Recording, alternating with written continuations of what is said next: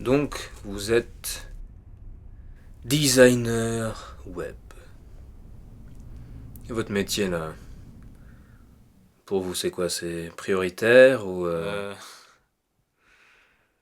Moi, je dirais que c'est plutôt secondaire. J'accorde plus d'importance à ce qui se passe en dehors.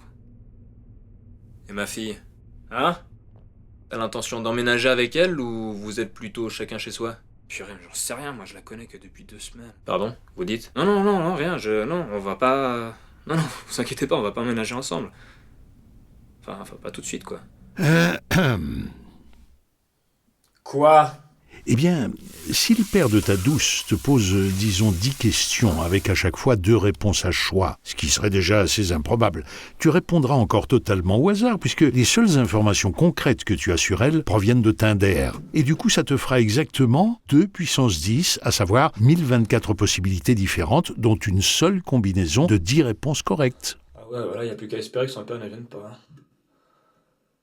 Soit muet, on n'a rien à faire de sa fille, ou soit un chat, ou un poulpe.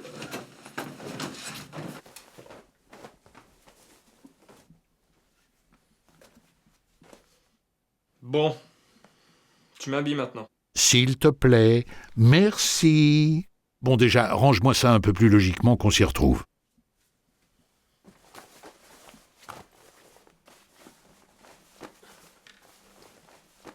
Imaginons que tu choisisses tes habits aléatoirement. Si tu pioches un pantalon noir, par exemple, tu peux ensuite tomber sur chacun des 4 hauts de couleurs différentes.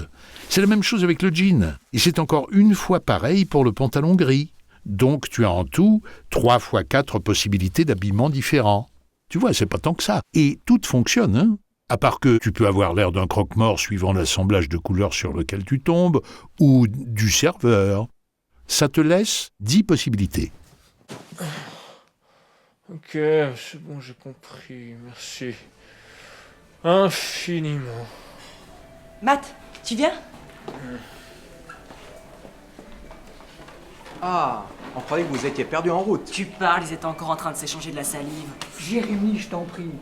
Matt, moi je pense que ça serait sympa que ce soit toi qui nous attribue les places. Crois pas, chérie? Ah oui, c'est une excellente idée. Ouais, smart. Sache que si on passe une mauvaise soirée avec nos voisins à cause de toi, on t'en tiendra rigueur. Besoin d'aide? Ok, stop. Imaginons, tu prends le frère grincheux et tu le places. Tu as 8 possibilités.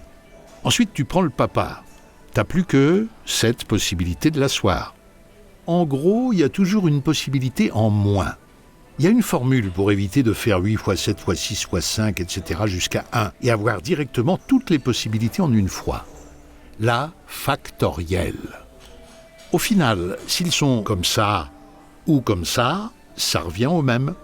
Donc, on divise le résultat par 8 pour enlever les doublons, ce qui donne 5040 manières différentes de vous asseoir.